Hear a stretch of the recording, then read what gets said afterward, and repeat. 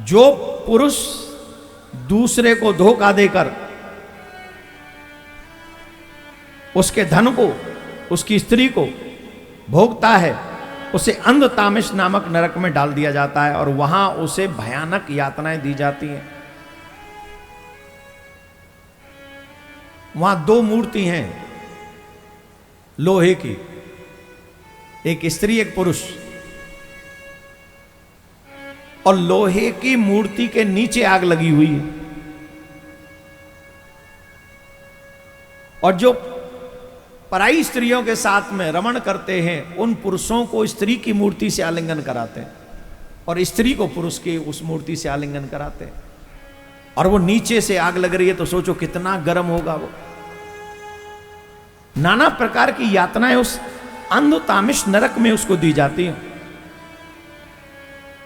और सुनो, जो व्यक्ति अहंकार करता है, सोचता है ये मैं हूं, ये शरीर मेरा है, ये खेत मेरा है, ये मकान मेरा है, ये परिवार मेरा, ऐसा अहंकार करने वाला मनुष्य भी नरक में जाता है।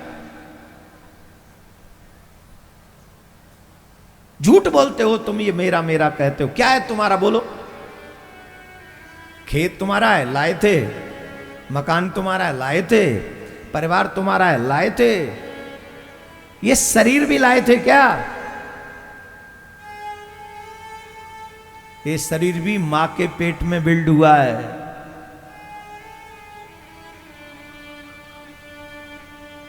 सच्चा भाव यह है कि ये मनुष्य कहे कि मेरा कुछ भी नहीं है, तो किसका है? बोलिए ठाकुर जी का है, प्रिया कांजू का है, बंसीवट बिहारी का है।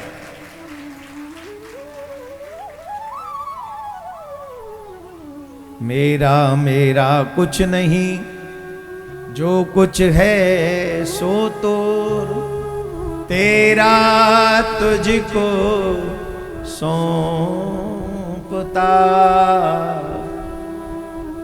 क्या लागत है मोह।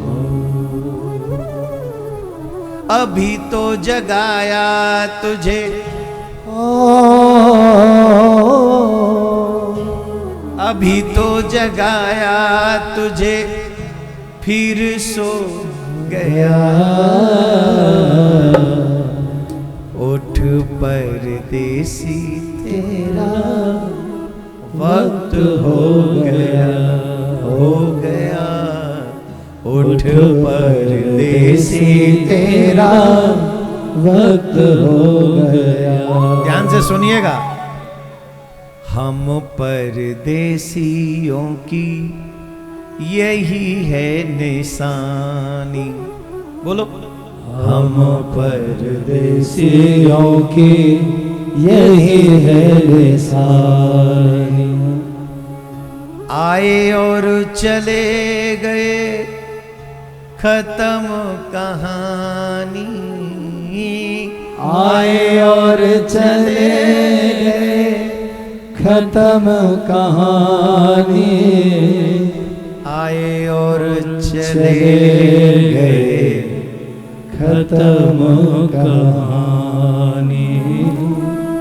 आए और चले गए, खत्म कहानी। पर अंतर है, कोई गया हंसते हंसते, हो कोई गया हंसते हंसते, कोई रो गया। उठ परदेसी तेरा वक्त हो गया, हो गया। उठ परदेसी तेरा वक्त हो गया। अंतर इतना ही है, कोई हंसते हुए जाता है, कोई रोता हुआ कौन जाता है। जैसे यमराज के दूध पीटते हुए ले जाते हैं, और यमराज के दूध पीटते हुए किसको ले जाते हैं? जो पापी होते हैं। और हंसता हुआ कौन जाता है? जिसके माथे पे तिलक, गले में कंठी, हाथ में कलावा, मुख में भगवान का नाम, जो कभी नहीं कहता ये सब कुछ मेरा है, जो ऑलवेज कहता है सब ठाकुर जी का है, तेरा तुझको अर्पण क्या लागे मेरा, बस नाम लेता रहता है, शरीर से संसार की ड्यूटी निभाता है और मन से भगवान को मान लेता है। वो रोता हुआ नहीं जाता है, वो मुस्कुराता हुआ, आनंद लेता हुआ जाता है।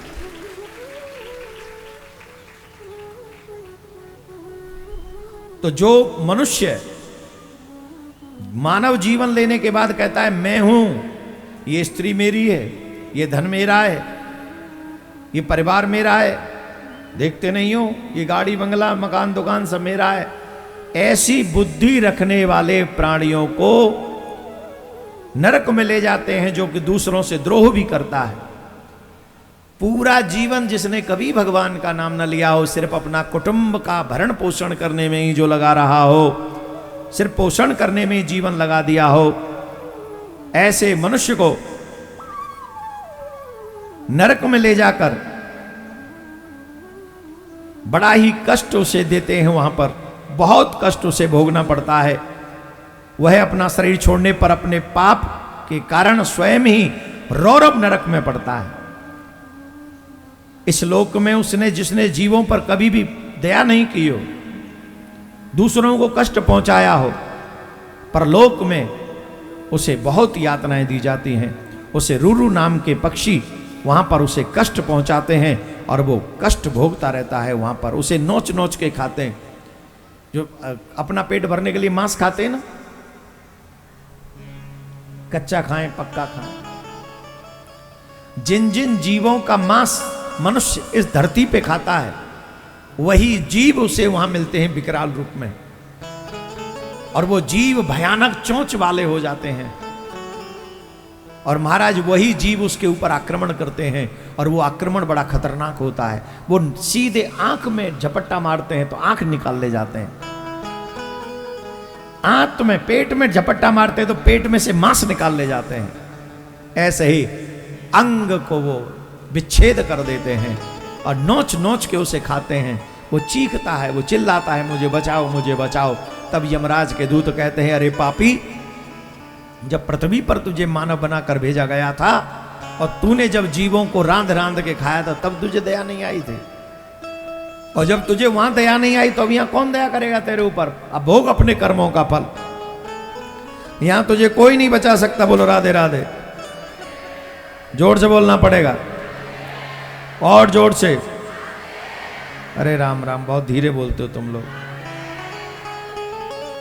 इसलिए आज की कथा सुनने के बाद अगर हमारी बात मानो तो आज के बाद अगर वैसे तो ब्रजवासी लोग खाते नहीं मांस, तो बहुत साधु आदमी, ये लोग कहां खाते होंगे? खाते तो नहीं हो। राम राम राम राम, सियावर रामचंद्र की जय। ठीक नहीं है। आज ही ऐसे लोगों को प्रण कर लेना चाहिए कि हम कभी भी मांस भक्षण नहीं करेंगे और हम भगवान का भजन करेंगे, भगवान के बनेंगे, ऐसा मन में भाव रखना चाहिए। ये नरक सुनाकर नरकों की कथा बंद कर देंगे, पर ये नरक सुनाना जरूरी है।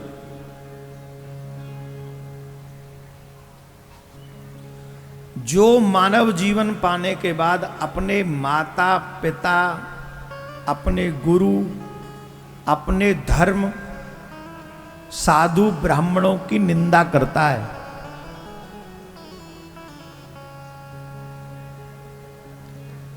हमारी बात पे विश्वास न हो तो भागवत पढ़ लेना। जो मनुष्य मानव जीवन प्राप्त करने के बाद माता पिता, गुरु, वेद, ब्राह्मण, साधु, इनकी निंदा करता है, इनसे द्वेष करता है, जो इनसे द्वेष करता है ना, ऐसे मनुष्य को यमराज के दूत कालसूत्र नामक नरक में ले जाते हैं।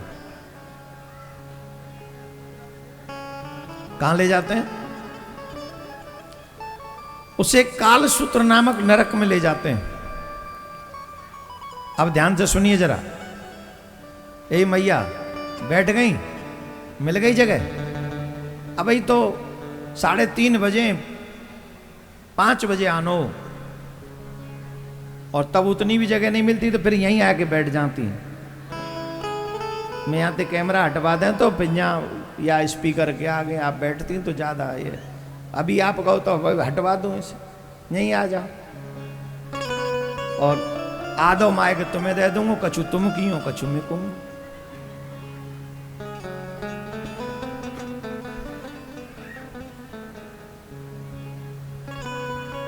अरे हंस क्यों रहे हो? ब्रजवासी ने मोते ज्यादा कथा आते होंगी आप है। हाँ, ब्रजवासी को बच्चा बच्चा के चाना के कथावाचक तो है ही। पेट में का करा है वो भागवत अध्ययन ही करा है, 9 महीना अध्ययन है। मम्मी गोवर्धन जाए तो माते शुरू है जाए, मैं तो गोवर्धन को जाऊं मेरी वीर नाय माने मेरो मनुआ। और वृंदावन की परिक्रमा दे रही हो तो ये वृंदावन की लीला मत जानो गुर को चीला। लौटते में बांडीर बन लौटवे में बंसी बट करे बिहार। यह है गई भागवत कंठस्थ। ब्रज की जो माताएं हैं वो पूरे ब्रज में जब जब दर्शन करती हैं भागवत स्वाध्याय होता है। और हम तो कहते हैं 3-4 महीने के बाद गर्भवणी ब्रजवासियों को या सनातनियों को ज़्यादा से ज़्यादा ब्रज का भ्रमण करना चाहिए, जिससे वो हमारे गर्भ में रहने वाले शिशु को सारा बोध भागवत का हो सके, कृष्ण का हो सके और धर्म का हो सके। ताली तो बजेंगी कैसे, गर्मी बहुत पड़ रही है ना। अब सुनो नरक, ये आखिरी नरक सुना रहे हैं। जो व्यक्ति अपने माता पिता गुरु वेद ब्राह्मण और साधु इनसे विरोध करता है, उस व्यक्ति को कालसूत्र नामक नरक में गिराते हैं। कहां गिराते हैं? और वो कालसूत्र नरक है कैसा? वो कालसूत्र बड़ा ही भयानक है। उस नरक की जो भूमि है वो तांबे की है। बड़े ध्यान से सुनिए। कालसूत्र नरक की जो भूमि है, जैसे ये भूमि मिट्टी की है, वो भूमि तांबे की है। तांबे की भूमि है और उस भूमि को, उसका जो घेरा है वो 10,000 योजन है। इस तांबे की भूमि में एक तपा हुआ मैदान है। वह मैदान ऊपर से सूर्य तपा रहा है उसे, सूर्य की तेज गर्मी उसे तपा रही है और नीचे से आग लगी हुई है उसमें। माता बहन कढ़ैया पे तवे पे हाथ लगा दें, कैसा लगता है? और वो पूरा का पूरा 10,000 योजन लंबा चौड़ा तांबे का स्थान है। नीचे आग लग रही है, ऊपर से सूरज तपा रहा है, और उसमें उस पापी को छोड़ दिया जाता है जिसने माँ बाप का अपमान किया, जिसने ब्राह्मण का साधु का अपमान किया, जिसने धर्म का वेद का अपमान किया, उसे उसमें छोड़ दिया जाता है। अब वो भागता है। अच्छा, वस्त्र तो है नहीं शरीर पे, शूज है नहीं पैरों में, नंगे पांव भाग रहा है। वो चीखता है, वो चिल्लाता है, बचाओ बचाओ बचाओ, लेकिन उसे बचाने वाला वहां कोई नहीं होता। तो वो गिर जाता है, और जब वो गिरता है तो जहां से गिरता है उसका शरीर तुरंत जल के पिघलने लग जाता है, वो टपकने लगता है।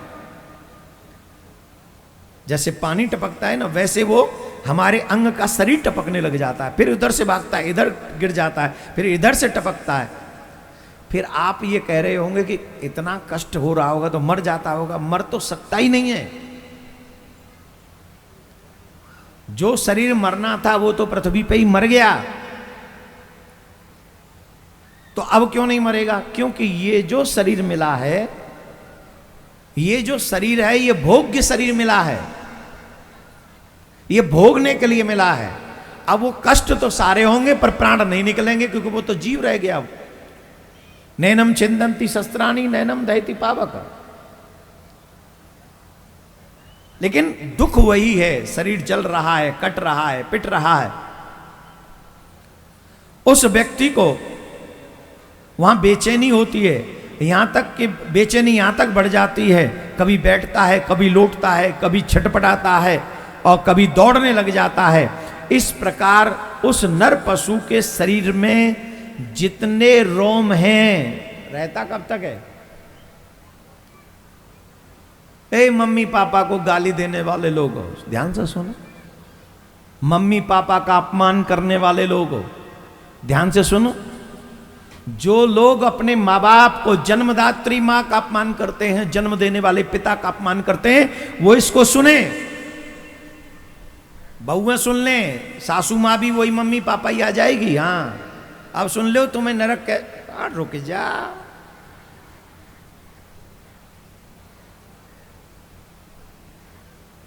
जो बहुएं अपने सास ससुर का अपमान करती हैं, जो बेटा अपने माँ बाप का अपमान, ये उन्हीं में आएगा ना। चेला अपने गुरु का अपमान करे, सनातनी अपने धर्म का, अपना वेद का अपमान करे, वो सब इसी में आ जाएंगे। उस व्यक्ति को कालसूत्र नामक नरक में कब तक रहना पड़ेगा जानते हो? जितने उस अधम के शरीर में रोम होते हैं, उतने ही 1000 वर्ष तक। रोम गिनो बेटा कितने तुम्हारे, उतने ही 1000 वर्ष तक उस व्यक्ति को नरक में रहना पड़ता है। इसलिए गलती से भी अपने धर्म का अपमान नहीं करना चाहिए। और इस स्लोगन को, इस पाठ को याद कर लो, धर्मो रक्षति। अपने धर्म की रक्षा करने से हमारी रक्षा होगी, इसमें कोई संशय नहीं है। भागवत के 5वें स्कंद को पढ़ो तो आपको पता चलेगा कि तुम्हारे कर्मों को, पापों को चाहे तुम करके भूल जाओ, लेकिन मेरे ठाकुर जी तुम्हारे पापों को नहीं भूलेंगे। आज तुम्हारी आय सभ्य है रही है, आज तुम्हारी ठाठ है, तो कर लो पाप जितने कर सकते हो। लेकिन जब तुम्हारे ठाठ हो जाएंगे 12 बाट,